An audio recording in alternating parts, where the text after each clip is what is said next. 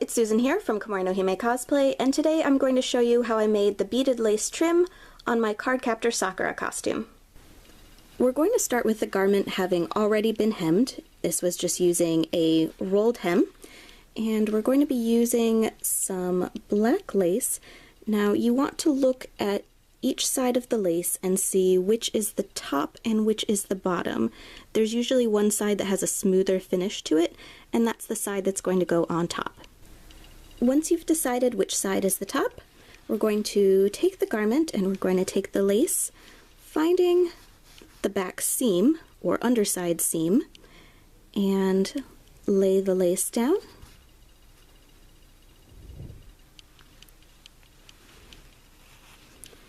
And pin it into place. Continue pinning lace around the edge until you get back to your starting point. Then we're going to take the end of the lace, fold it over,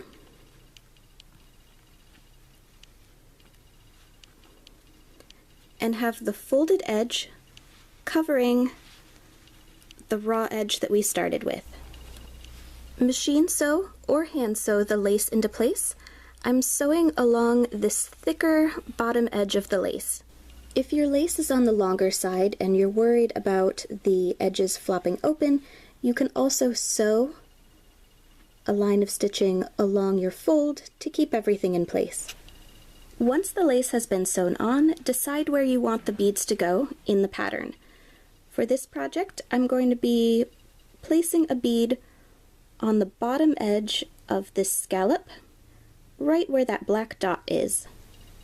Take a hand sewing needle that is thin enough to go through the inside of your bead, thread a piece of thread through it, and knot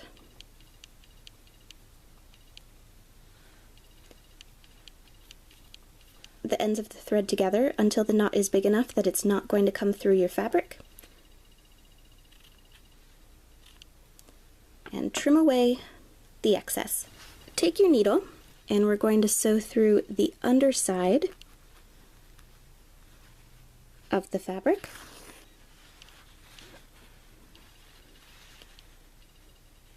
Place a bead onto your needle, and then we're going to sew back down.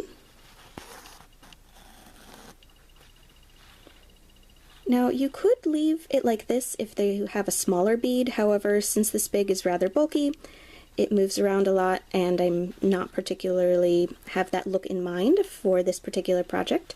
So now we're going to go back from the underside, come up again, and we're going to go back through the center of the bead,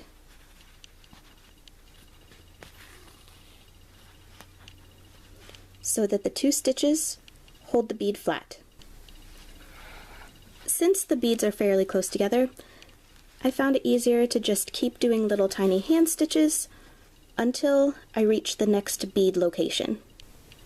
Before you completely run out of thread, stitch to the underside of the garment. Then we're just going to sew a small stitch. Before sewing it completely taut, we're going to send the needle under the loop of the stitch we just made to knot it.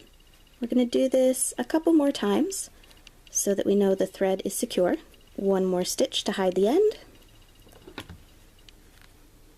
and trim away the excess thread.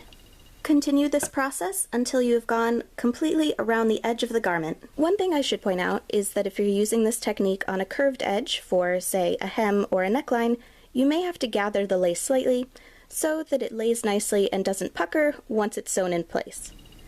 By changing up your size, color, and shape of beads, you can add a lot of dimension and texture to a costume for a fraction of the cost that it would be to buy pre-made beaded lace. I hope you found this tutorial helpful. For more cosplay sewing tutorials, please subscribe, and thank you very much for watching!